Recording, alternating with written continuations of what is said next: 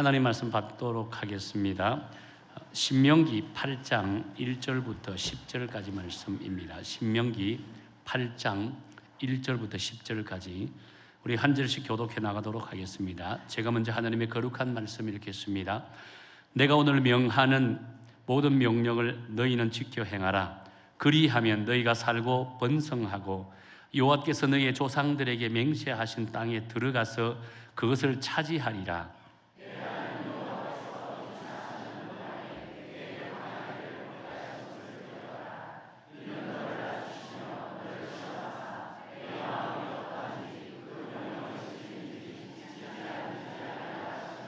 너를 낮추시며 너를 줄이게 하시며 또 너도 알지 못하며 내 조상들도 알지 못하던 만나를 내게 먹이신 것은 사람이 떡으로만 사는 것이 아니요 여호와의 입에서 나오는 모든 말씀으로 사는 줄을 내가 알게 하려 하심이니라.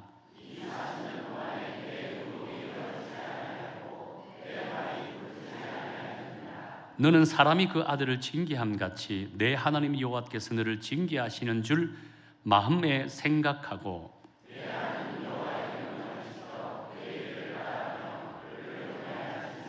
내 하나님 여호와께서 너를 아름다운 땅에 이르게 하시나니 그곳은 골짜기든지 산지든지 시내와 분천과 샘이 흐르고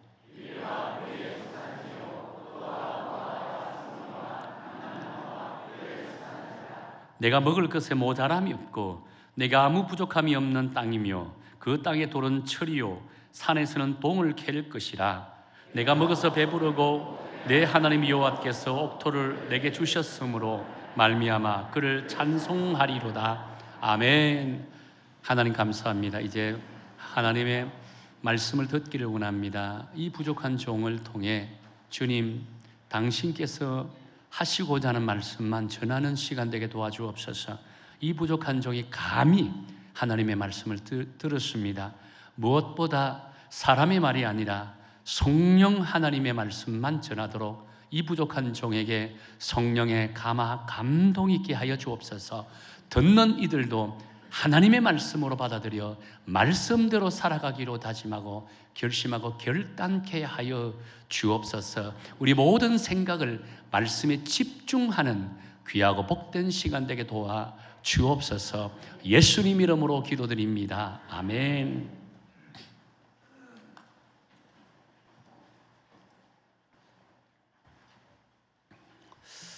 여러분 톨스토이가 쓴 참회록이라고 하는 책이 있습니다. 그 책에 보면 이런 이야기를 소개하고 있는데요. 한 나그네가 광야를 가다가 사자를 맞이하게 됩니다. 사자를 맞이하다 보니까 생명의 위태로움을 느껴 옆에 보니 메마른 우물이 있습니다. 메마른 우물로 뛰어드는 겁니다. 근데 메마른 우물로 뛰어들다 보니까 밑에는 큰 뱀이 입을 벌리고 자기를 잡아먹으려고 하는 거예요. 나그네는 이제는 밖으로 나갈 수도 없고 안으로 뛰어들 수도 없는 진퇴양난의 상황에 빠지게 되었다는 거예요. 그런 가운데 이 돌틈에서 아주 나무가지 하나가 이렇게 나와 있는 겁니다. 그 나그네 그것을 딱 붙잡았습니다. 그러면서 이제는 물 밑으로 떨어지지 않은 가운데서 이 나뭇가지가 생명의 어떻게 보면 줄과 밧줄과 같은 그런 역할을 합니다. 그런데 앞불사 갑자기 흰쥐가 검은 쥐가 나타나서 그 나뭇가지를 갉아먹고 있는 거예요. 이제는 곧 얼마 있지 않으면 우물 바닥으로 떨어져서 이 큰 뱀에게 잡아먹히는 상황이 직면했다는 겁니다. 그런 와중에 우물 벽 틈 속으로 아주 맛있는 꿀이 흘러내리는 거예요. 나그네는 그 꿀을 바라보는 순간에 조만간 자기가 이 우물 밑으로 떨어져서 뱀의 밥이 될 것이라는 생각을 하지 않고 그 혓바닥으로 그 꿀을 빨아먹는, 핥아먹는 그런 장면을 묘사하고 있다는 겁니다. 그러면서 톨스토이는 이것이 인생입니다라고 했다는 겁니다. 이것이 인생이라는 거예요. 생각해보면 우리네 인생도 마찬가지인 것 같아요. 밖으로는 사자와 같은 열광들이 그것들로 인해서 예측 불허의 예교 상황에 직면해 있습니다. 지금 우리나라 상황이. 안으로는 경제적인 불황으로 인해서 생존의 고난에 웅크리고 있다는 겁니다. 그러다가 이제 정권이 바뀌면서 나름대로 경제적인 불황에서 벗어날 것이다라고 하는 기대감을 가지고 있는 거예요. 그런 가운데 이 생지한 놈이 나타나서 그 기대감을 갉아먹고 있는 거예요. 그런데 이런 절망적인 상황 가운데서도 뜻하지 않게 꿀을 발견하게 된다는 겁니다. 꿀이 나타나게 되는 거예요. 그래서 어리석은 인생들은요, 그 꿀맛에 어떻게 보면 취해서 현재 자신의 처한 상황에 대해서는 전혀 인식하지 못한다라고 한다는 겁니다. 내가 조금 있다가 어떤 일이 벌어질지에 대해서 전혀 판단하지 못하는 상황에 되어져 버렸다고 한다는 겁니다. 우리 눈앞에 보이는 잠깐의 그 꿀맛에 취해서 지금 현재의 나의 삶의 모습은 전혀 온전히 캐치하지 못하는 참으로 어리석은 인생을 살아가고 있다고 합니다. 이것이 오늘날 우리가 살아가는 광야 같은 인생이라고 한다는 겁니다. 자, 자연이 자신의 처한 광야의 현실도 직시하지 못하면서 어떻게 하나님을 찾을 수 있을까라고 한다는 겁니다. 어떻게 우리가 하나님 앞에 감사의 조건을 찾을 수 있을까라고 한다는 거예요. 우리가 하나님의 택한 받은 백성이기에 우리는 세상 사람들과 다른 삶을 살아야만 합니다. 그럼에도 불구하고 우리 인생을 돌이켜보면 세상 사람들과 별반 차이 없는 삶을 살아가는 것이 오늘 우리들의 모습이지 않겠는가요? 톨스토이는 우리들을 향해서 이것이 인생이다라고 이야기하는 겁니다.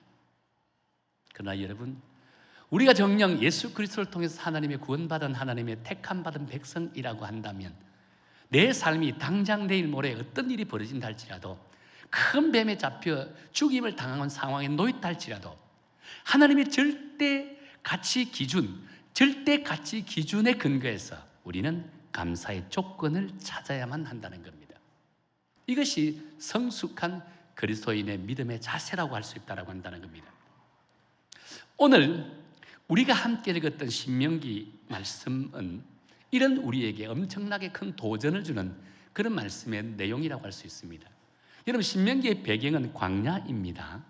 신명기서는요, 모세가 광야 생활 중에 출애굽 2세대를 향해서 하나님의 말씀과 하나님의 역사심에 대해서 아주 아름답게 해석하고 그들에게 설교한 내용들을 집대성한 것, 모은 것이 신명기라고 할 수 있다는 겁니다.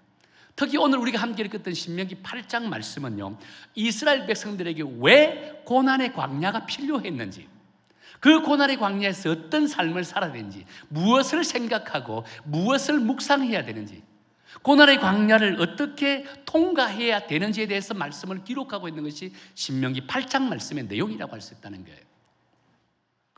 사실 당시 광야길을 걸어가고 있는 이스라엘 백성들의 입장에서는 이 광야길은 상상하지 못할 정도의 엄청난 큰 고통의 여정이라고 할 수 있다는 겁니다.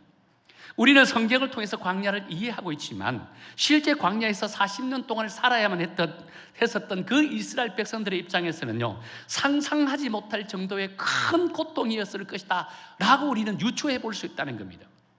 비록 낮에는 구름 기둥으로 더위를 식혀주셨고 밤에는 불 기둥으로 추위를 데워주셨지만 실제 광야길은요, 온갖 들짐승들이 난무하고 잡벌레부터 비롯해서 잠자리 하나 편한 곳이 없는 그런 상황이라고 할 수 있다는 겁니다.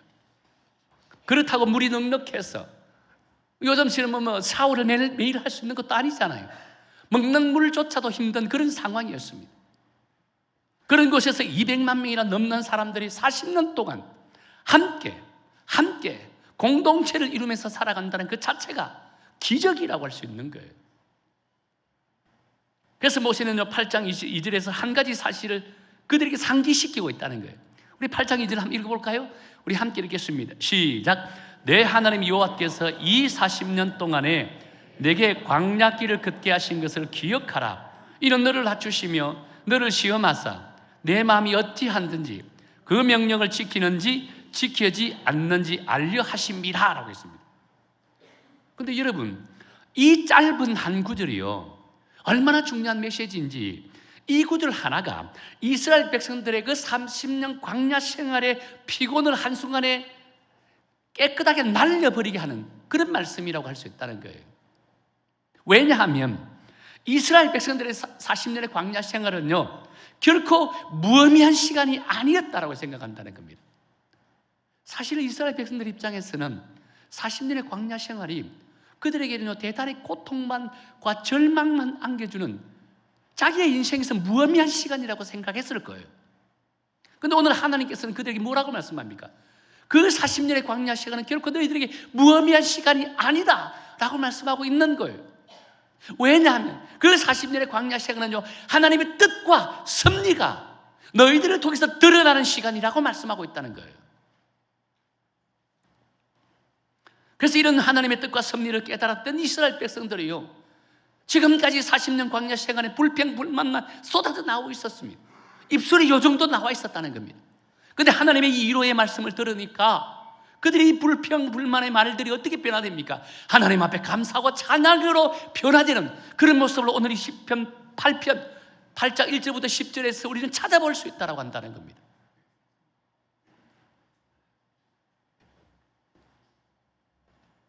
이런 관점에서 오늘 우리들의 삶을 들여다보면 지금 우리가 겪고 있는 눈물 나는 일들, 고통의 순간들도요 하나님이 허락한 뜻과 섭리라는 사실, 그 가운데 일어나는 일이라는 사실을 우리가 믿게 된다면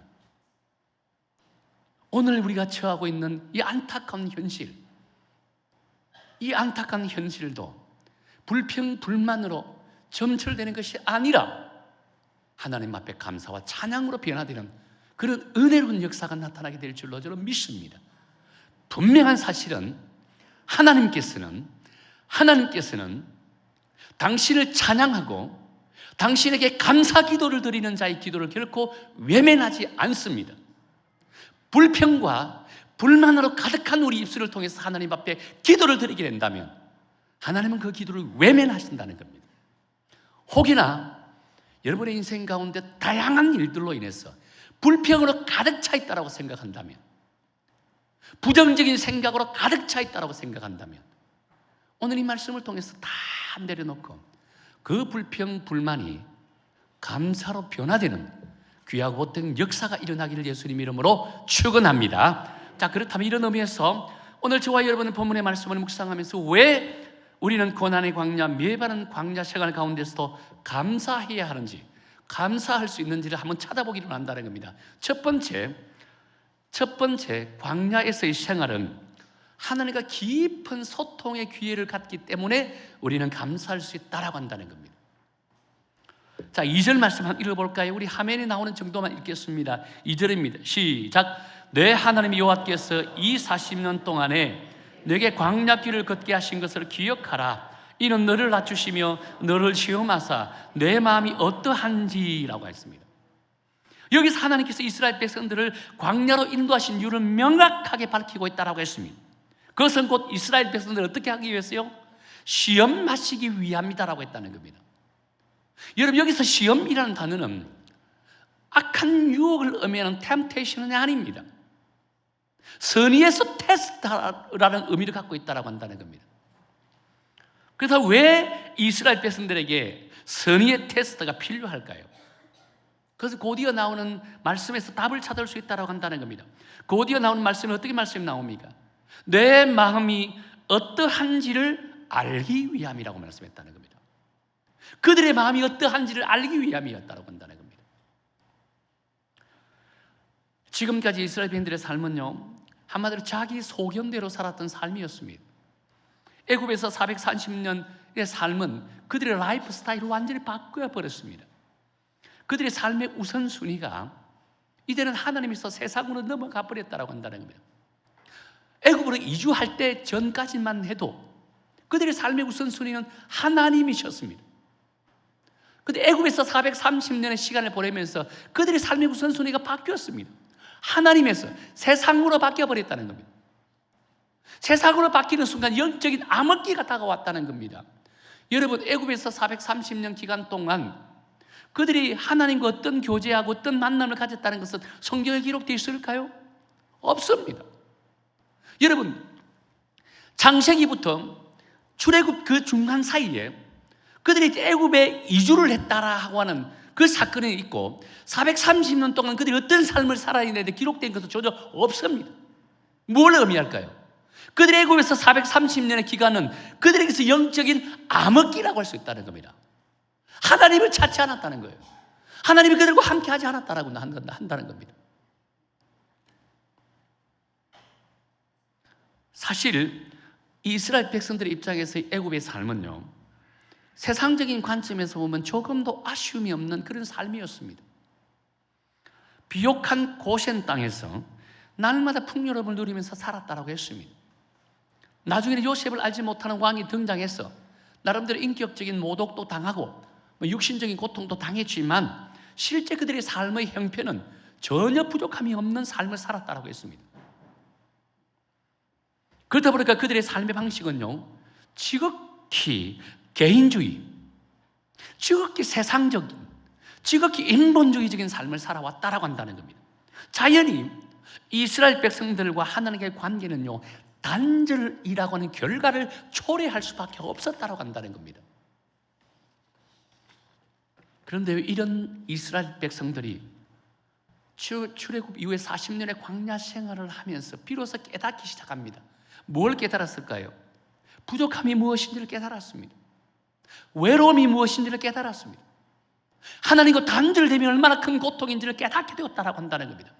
이제는 스스로 일어설 수도 없는 그런 환경이 되어버렸습니다. 주변에 자기를 도와줄 수 있는 사람이 단 한 사람도 없다는 사실을 깨닫게 되어졌다라고 한다는 겁니다. 이럴 때 택함받은 그런 하나님의 백성들의 시선은 어디에 쏠릴까요? 자연히 하나님께 쏠릴 수밖에 없는 거예요. 이게 연약한 우리 그리스도인들의 모습이라고 한다는 겁니다. 여러분 삶도 한번 가만히 생각해 보세요. 여러분은 언제 하나님과 영적인 소통을 가장 활발하게 해오셨습니까? 여러분의 인생이 풍요로움을 누릴 때인가요?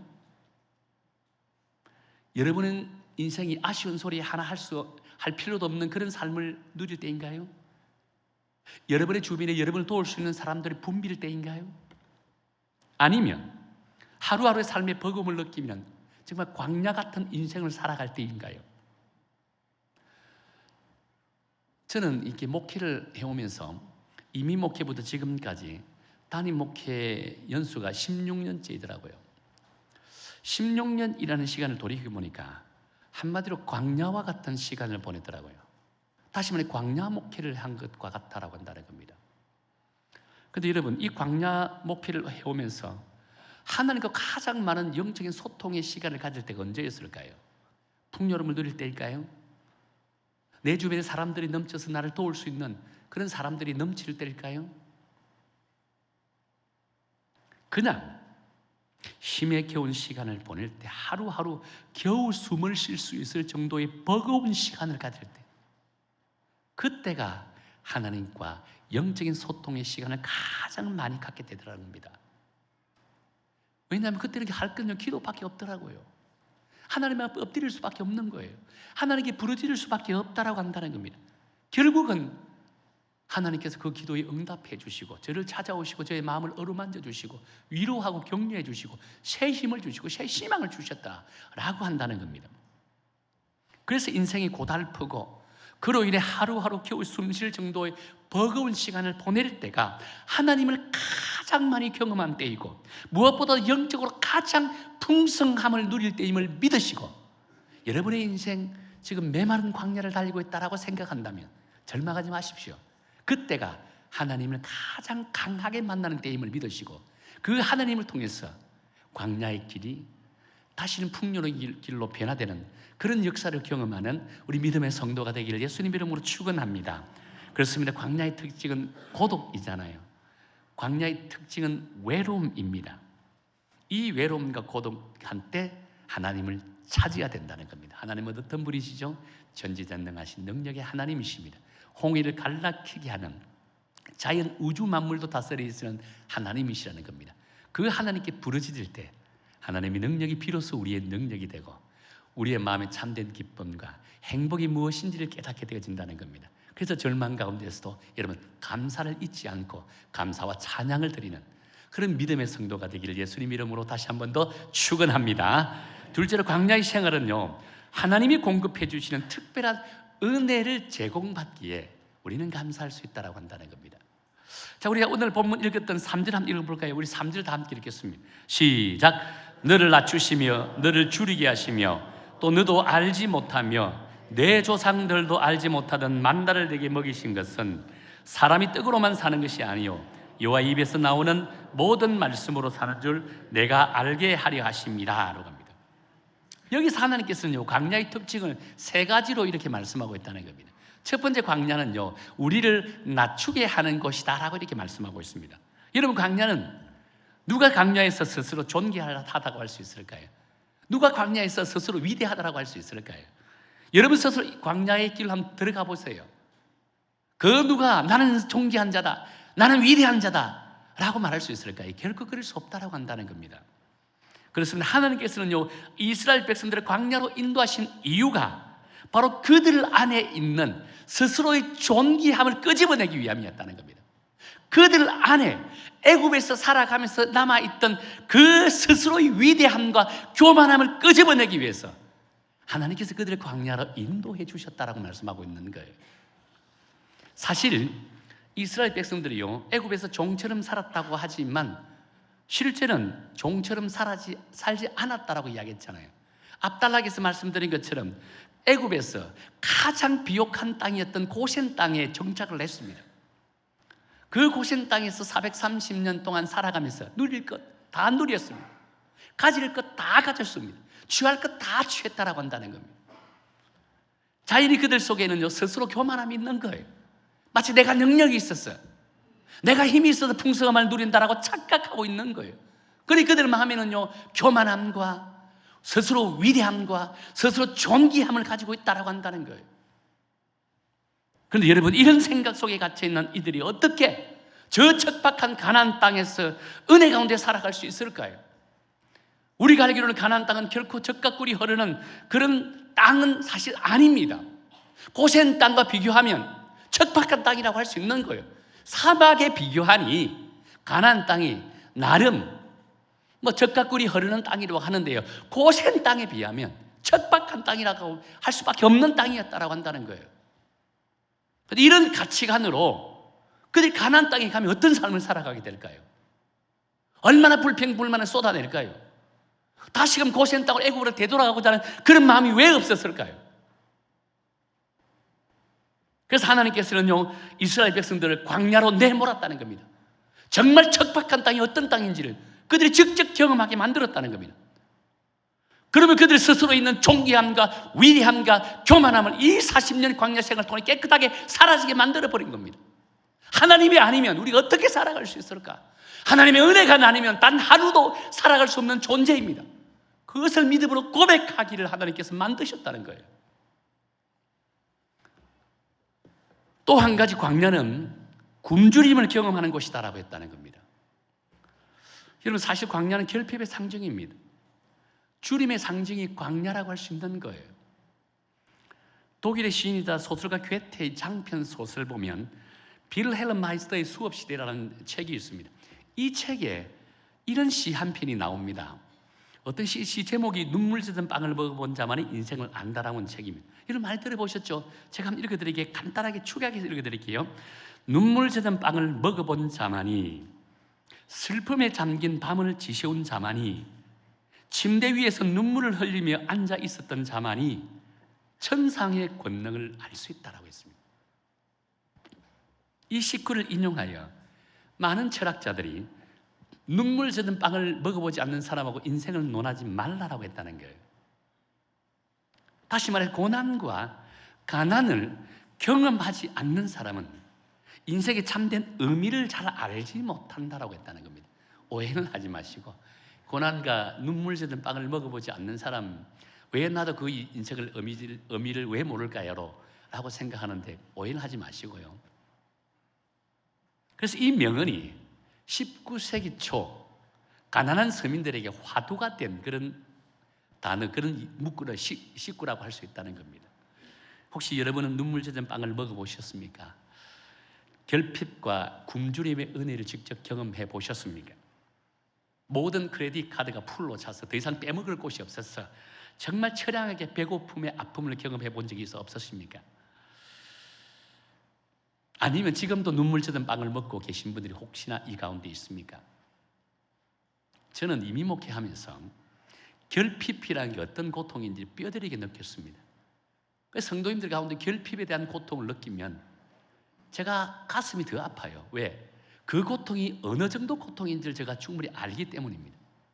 그래서 조금 더 기도를 해드리고 싶고 좀 더 따뜻한 말을, 위로의 말을 해주고 싶은 것이 이 부족한 종의 마음이라고 한다는 겁니다. 그래서 눈물 젖은 빵을 먹어본 사람과 인생을 논한다라고 이야기했던 이유가 바로 여기에 있다는 겁니다. 왜? 그 심정을 누구나 잘 알기 때문이라고 한다는 거예요. 하지만 우리 인생은 여기서 끝나버린다면 얼마나 큰 고통으로 남게 될까요? 우리 인생이 이런 결핍으로, 이런 굶주림으로 끝나버린다면 과연 우리가 하나님 앞에 감사할 수 있을까요? 그런데 전지전능하신 우리 사랑의 하나님께서는요, 광야의 특징이 여기에서 끝이 난다라고 말씀하지 않는다는 겁니다. 광야의 특징은 또 다른 광야가 있다라고 말씀하고 있는 거예요. 계속해서 3절 중반절에 보면 이렇게 말씀이 있습니다. 한번 읽어드릴게요. 또 너도 알지 못하며 내 조상들을 알지 못하던 만나를 내게 먹이신 것은 이라고 했습니다. 그렇습니다. 광야는 꼬꾸라지고 낮아지고 결핍으로 인해서 그 고통스러운 아픔만 있는 곳은 결코 아니라고 말씀하고 있다는 겁니다.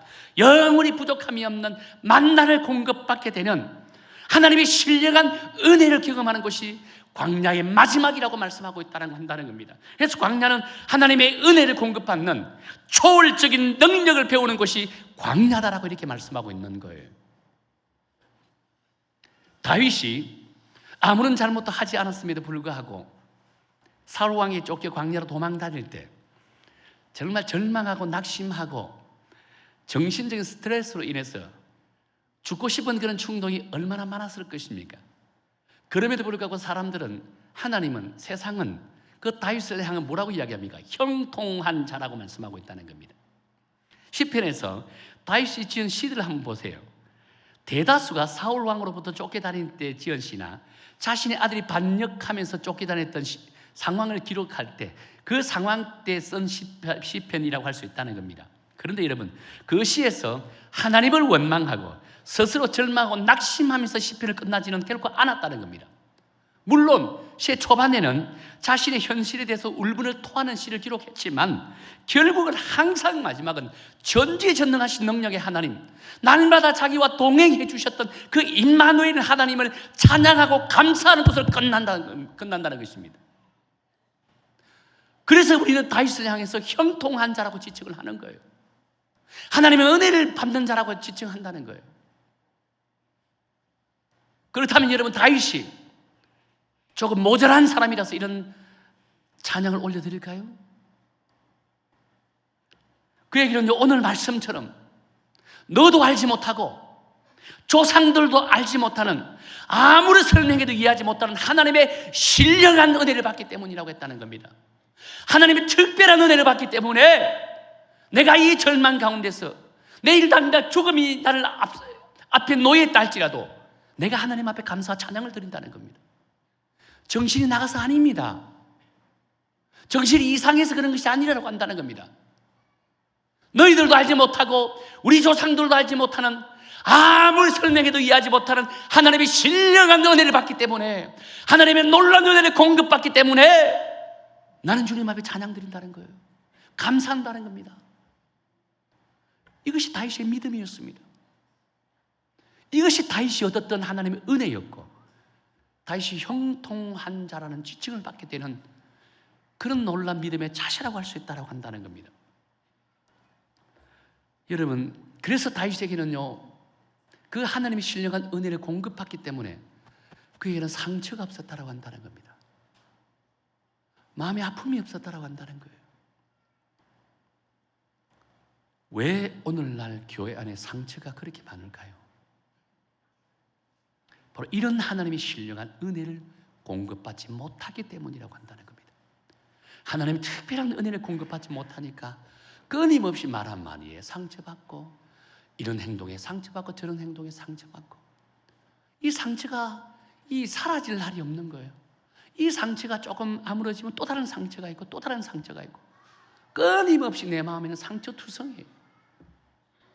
왜 이것을 극복하지 못할까요? 다윗이 고백하고 있는 것처럼 너희들도 알지 못하고 조상들도 알지 못하고 아무리 설명해도 이해하지 못하는 오직 하나님만 하나님의 신령한 은혜를 날마다 공급받기에 내 안에 있는 상처를 다 떨쳐보낼 수 있다, 날려보낼 수 있다라고 한다는 겁니다.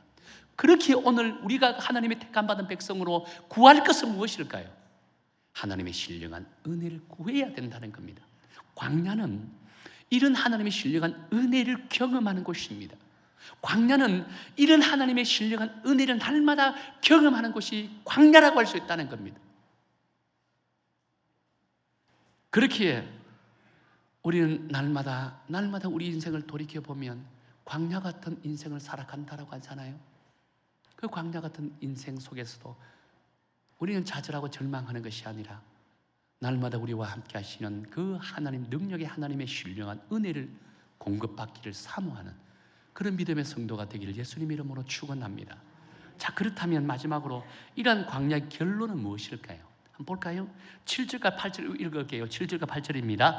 시작. 내 하나님 여호와께서 너를 아름다운 땅에 이르게 하시나니 그곳은 골짜기든지 산지든지 시내와 분천과 샘이 흐르고 밀과 보리와 소산지요 포도와 무화과와 석류와 감람나무의 꿀의 소산지라라고 했다는 겁니다.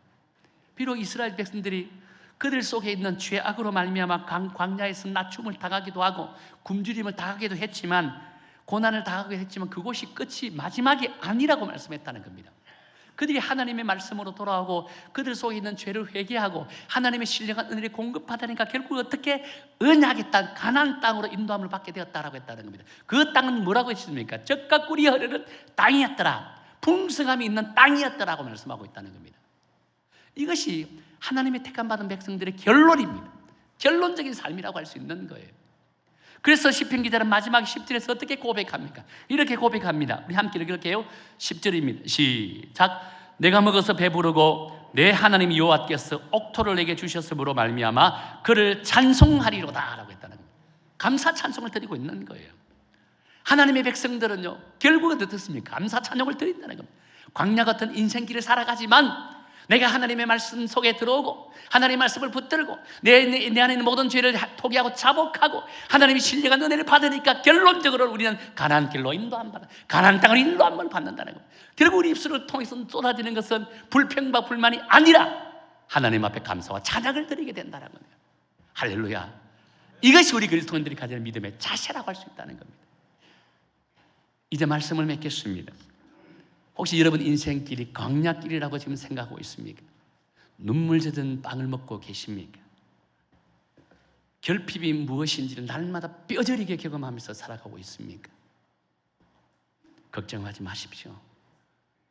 우리의 광야길에서 조금 더 낮아지고 조금 더 줄인 후에 위대한 하나님을 바라보게 된다면 전능하신 하나님께서는 우리를 젖과 꿀이 흐르는 가나안 땅으로 인도하여 주실 줄로 믿습니다.